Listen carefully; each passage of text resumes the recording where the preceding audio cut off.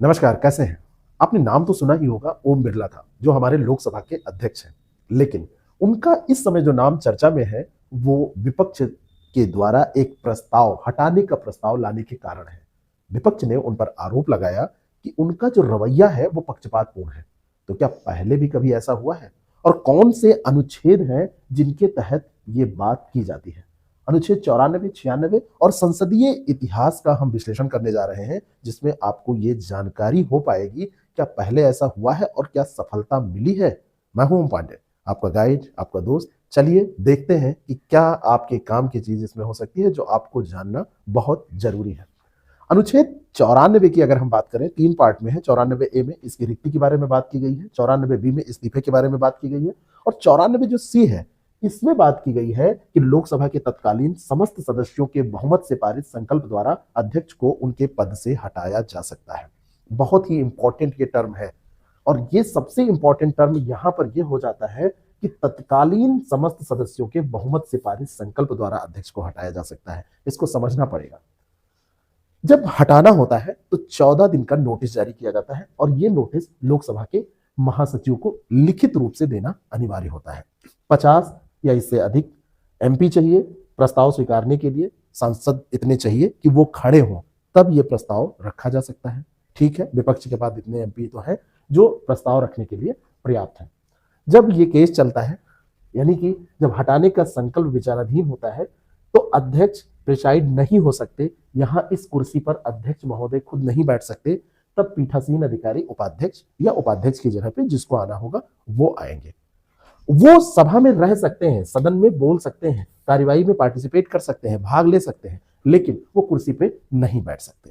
अब बात आती है अध्यक्ष के वोट की। जब सामान्य स्थिति होती है तो अध्यक्ष केवल टाई होने की स्थिति में कास्टिंग वोट कर सकते हैं, यानी कि अगर बराबर हो जाए तो कास्टिंग वोट अध्यक्ष का होता है। लेकिन अगर रिजोल्यूशन ऑफ रिमूवल आ गया है, हटाने की प्रक्रिया चल रही है अनुच्छेद 96 के तहत, तो वोट दे सकते हैं, पहली बार में वोट दे सकते हैं। यदि वोट बराबर हो तो वोट नहीं दे सकते। फर्स्ट इंस्टेंस में वो वोट दे सकते हैं, लेकिन अगर टाई हो जाए तब तो वो वोट नहीं दे सकते हैं। ये ध्यान रखना है, टाई होने की इस स्थिति में वो वोट नहीं कर सकते हैं। इफेक्टिव मेजॉरिटी की अगर हम बात करें, अब यहां पर है तत्कालीन शब्द यूज किया गया है, यानी कुल सीटें माइनस जो रिक्त सीटें हैं, वो जो सदस्य आएंगे निकल के, वो तत्कालीन सदस्य होंगे।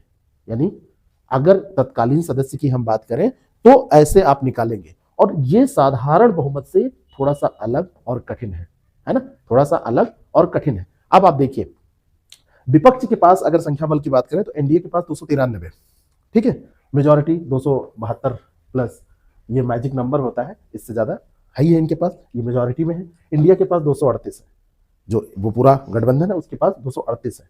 अब अगर वर्तमान आंकड़ों के अनुसार अध्यक्ष को हटाना है तो गणितीय रूप से तो ये संभव नहीं दिखता है, क्योंकि 50% +1 ऑफ इफेक्टिव है ना, +1, ये इफेक्टिव स्ट्रेंथ है। अगर 50% और उसमें एक जोड़ दिया जाए तो 50% से एक ज्यादा, ये इफेक्टिव स्ट्रेंथ है, और ये तो इनको मिल नहीं पाएगी। कैसे मिल पाएगी? क्योंकि इनके पास 238 ही है, तो ये तो नहीं हो पाएगा। अभी तक अगर देखा जाए तो पूरे भारतीय इतिहास में किसी भी अध्यक्ष को पद से नहीं हटाया गया है, और इस बार भी ये नहीं हो पाएगा, बिल्कुल नहीं हो पाएगा, क्योंकि इनके पास संख्या ही नहीं। बात 1954 की है, जीवी मावलंकर के खिलाफ ऐसा प्रस्ताव लाया गया है ना, प्रपोजल फॉर रिमूवल लाया गया, लेकिन वो नहीं, प्रस्ताव गिर गया। 1966 में हुकुम सिंह के खिलाफ लाया गया, तब भी प्रस्ताव गिर गया, और 1987 में बलराम जाखड़ के खिलाफ लाया गया, तब भी यह प्रस्ताव गिर गया। अभी तक किसी भी अध्यक्ष को हटाया नहीं गया है। लेकिन अगर प्रस्ताव गिर गया तब भी क्या प्रभाव इसका पड़ेगा? सबसे पहला प्रभाव तो यह पड़ेगा कि आरोप औपचारिक रूप से दर्ज हो जाता है, संसदीय रिकॉर्ड में यह बात आ जाती है।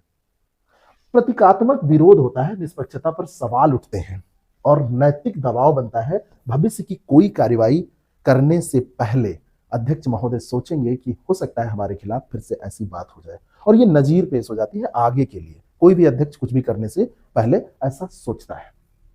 अध्यक्ष को हटाना और सरकार का अविश्वास प्रस्ताव, अगर इसमें हम तुलना करें तो रिमूवल ऑफ स्पीकर, ये इफेक्टिव मेजॉरिटी की बात करता है। अध्यक्ष यहां पे पद छोड़ते हैं, अविश्वास प्रस्ताव यानी कि नो कॉन्फिडेंस मोशन की अगर हम बात करें तो यहाँ पर सिंपल मेजोरिटी लाने की बात होती है, यहाँ पर सरकार ही गिर जाती है।